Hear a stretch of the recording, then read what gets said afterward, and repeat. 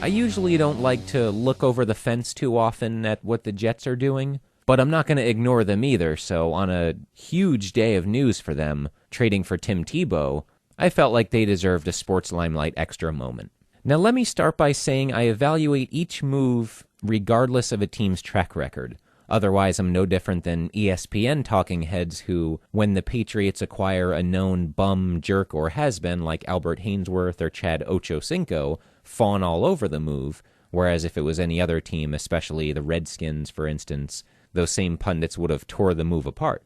But because it's the Patriots who are so much smarter than any other organization, they usually praise it for being, super brilliant and shrewd, which is fine because it's even more fun to laugh later when the move proves to be a failure. Anyway, I let in with that because I had to fight my initial urge on this trade, which was to say, typical post-2006 or so Jets, not having a real plan or vision, throwing stuff against the wall to see what sticks, playing fantasy football with big names like when they brought in Favre, Tomlinson, Santonio Holmes, Derek Mason for a few games, traded up to draft Mark Sanchez, of course. But what I'm saying here is don't do that.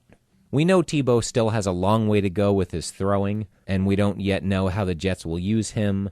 At most, he's competing with Mark Sanchez for the starting job, and at worst, he's bringing enthusiasm and leadership.